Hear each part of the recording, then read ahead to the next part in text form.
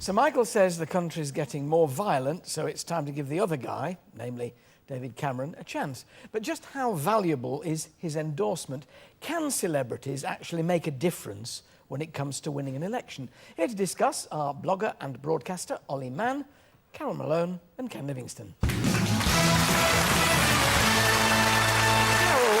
are we influenced, do you think, by the likes of Sir Michael Caine? Will people say, well, if he is, perhaps I should rethink my position?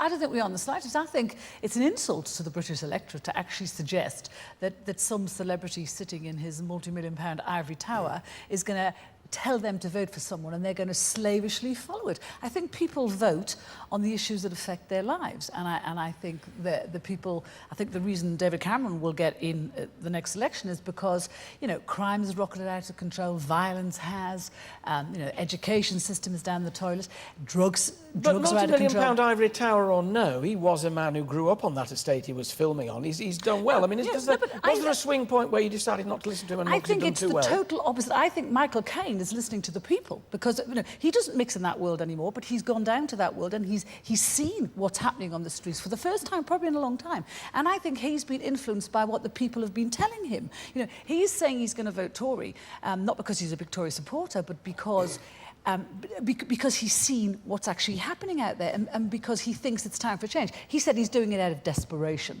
because this lot have had 12 years to try and put it right, and what they've actually done is made it worse. So basically, he's saying, give you a lot of go. So are people going to listen, Ollie? Are other people going to be affected by him doing that? I think people do listen, yeah. I think celebrity is our common currency now. You know, you only have to look at celebrity magazines to see that people, I mean, it's strange, but people do care passionately and deeply what handbag Cheryl Cole is carrying or what dress Fern Britton is fitting into this week. So it makes perfect sense to me that they would also care what celebrities think and who they might vote for. And I think the ivory tower point is moot, because, as you say, Michael Caine, you know, he's a self-made millionaire. You know, he's a double Oscar winner. He's a very respected actor. I think it's a different scenario to the kind of celebrities who normally talk about politics. Do you really believe the people who read those magazines, celebrity magazines, are big voters? I don't think the young people tend not to vote at all. Yeah, no, I accept that point, but I think it's precisely because they're not normal voters that actually that's a way of reaching them. It's the same reason David Cameron had Bono at the Tory conference. It works in America. There are huge, you know, loads of people behind Obama. All the Hollywood people. I mean, it's very good in Hollywood. They raise a lot of money. And I mean, when Michael Caine came out for Labour 12 years ago and dumped the Tories, Labour was delighted. The Tories will be delighted now. I don't think anyone's going to change their mind and say, so Michael Caine switched to the Tories, I'm doing so. But what it does, it guarantees publicity. We're all talking about and debating it. And I was involved in the old Red Wedge tours when, under Neil Kinnock, Labour got Paul Weller, Billy Bragg, and I'd go round with them on tour. And it was quite interesting because Labour was delighted to have them getting publicity. But the moment Billy Bragg said, well, I'm interested in what you're going to do when you get in, they, oh, we don't want to know about that. We just want you out there raising a bit of money. And so, I mean, they get disillusioned very quick.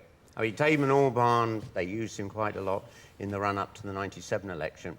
But the moment he said, I don't like the idea you're doing this student grants away, getting rid of those and introducing fees, they dumped him. It seems to me that celebrities only want to attach themselves to opposition, Carol, never to power. No, what celebrities want to attach themselves to is successful parties. I mean, look at Bono at the moment, who we all thought was a staunch Labour supporter. Suddenly at the Tory party conference, he's got this massive promotional video. Bono doesn't care which party he's in. He just wants all his aid initiatives not to be scuppered. I mean, he's quite right. But, you know, so I think celebrities attach themselves to the party. All those celebrities in '97, like the Noel Gallaghers and the Joe Brands and all those people who drank champagne in Downing Street with Tony Blair, do we think they're supporting him now? No. You're going back a long time, though. You're going back 10 years or 20 years to Billy Bragg. I mean, we're going back 12 years to when Labour got in. Now, with, you know, social networking and the internet, it's a very different scenario. You could take someone like Stephen Fry. He has 1 million followers on Twitter. If he put a link to a prospectus of a political party on his website, 1 million people are looking at it. If just 1% of them forward it on to their friends and they've got 100 followers each, that's 2 million people. That's more than most newspapers Aren't you get. judging other people by your own standards? You're saying because it wouldn't affect you, therefore it wouldn't affect anybody else. No. There will be people who are affected by what I actually think Cheryl it's Cole very does. insulting to say that the British people make their decisions on politics judging by what Cheryl Cole says. I think they don't make think their decisions care. based on what they think real people really think. That's what they want from politicians, and that's what they get from celebrities. When Michael Caine says he feels scared to go out on the streets, that's what he's been saying. Michael Caine doesn't go out in the streets on his own. He gets driven around in a chauffeur-driven car. He doesn't live the problems that ordinary people live. I accept that. And, I mean, it's also worth pointing out that he has a film to promote, so this is why he's talking about the issue. I accept all that, but he's saying it because he believes it. No one's telling him to say it. No, I think He says he's worried about violence. His film glorifies someone going out and bumping off a load of people he doesn't like. Exactly. I mean, but let's not get it. Might have some small effect.